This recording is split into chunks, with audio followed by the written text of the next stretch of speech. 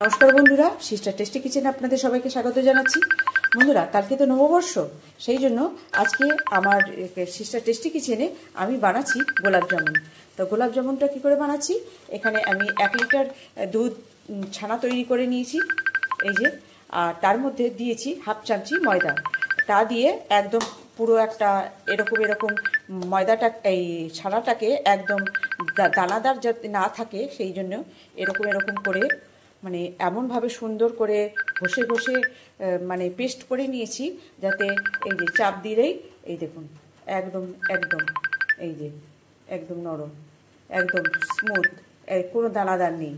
এর মধ্যে বাইন্ডিংয়ের জন্য আমি নিয়েছি হাফ চামচ ময়দা।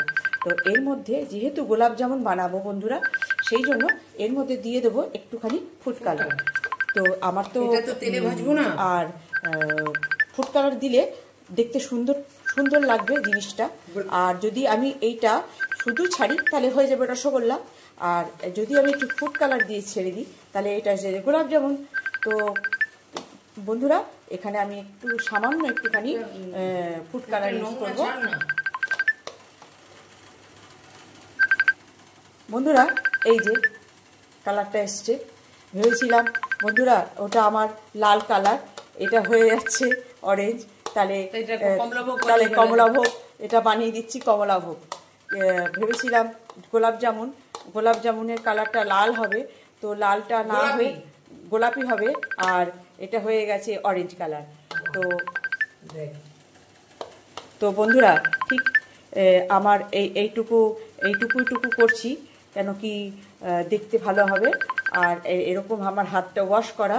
আর এই যে গোলটা এমন সুন্দর হবে যে পাশে রেখে নিই, এই যে ঠিক আছে, এরম করে প্রত্যেকটি গোল করে নেব। বন্ধুরা, আমার এই যে রসটা একদম চিপচিপি করব না, রস আমার হয়ে গেছে। এবার দিয়ে দেবো এটা একটু গোলাপ জল, মানে একটুখানি টেস্টের জন্য, এই যে দিয়ে দেবো সুগন্ধের জন্য একটু রসটাই দিয়ে দেবো একটুখানি গোলাপ জল। এইবারে এই যে বানিয়ে রেখেছি গুল্লিগুলো, বলগুলো এবারে এক এক করে ছেড়ে দেবো। এই যে গোলাপ জলটা যেহেতু দিয়েছি সেহেতু এটা নাড়িয়ে দিলাম। এইবারে বন্ধুরা, এই যে এক এক করে সঙ্গে টপটপ দিয়ে দিতে হবে, সব ভাসছে।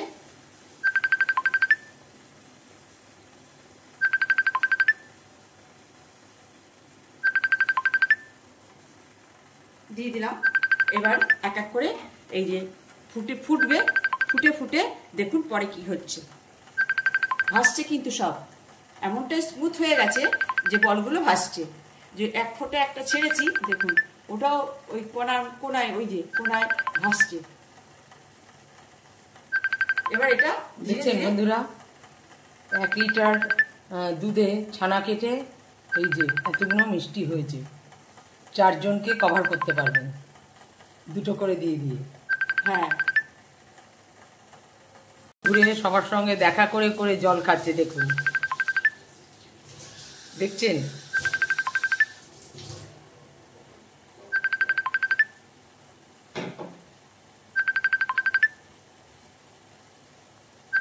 দেখুন কতটুকু দিয়েছি, রস পেয়ে কেরম ফুলে যাচ্ছে সব। এরকম ঘুরে ঘোরাতে হচ্ছে না, নিজেরা ঘুরে যাচ্ছে।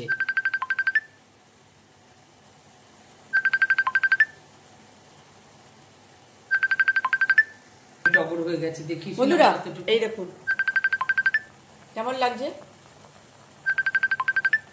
আর মাঝে মাঝে এতে যে যখনই একটুখানি গাঢ় হয়ে আসছে বা রসটা গাঢ় হয়ে যাচ্ছে বলে একটুখানি ঠান্ডা জল কেমন ঝাপটা কমে যাচ্ছে, দেখছেন, কমিয়ে দেওয়ার জন্য, যাতে এইগুলো ফেটে না যায়। কেমন রবর দেখছেন, আর জল দেওয়ার সঙ্গে ঝাপটা কমে যাচ্ছে।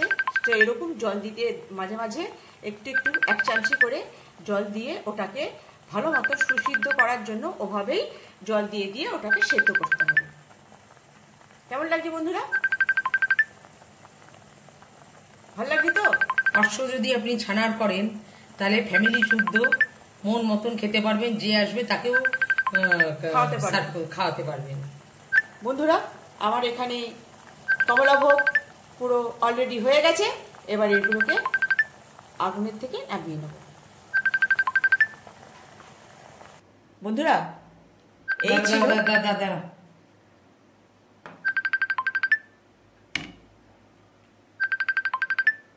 এই ছিল আজকে আমার কমলাভোগ। কেমন লাগছে বন্ধুরা?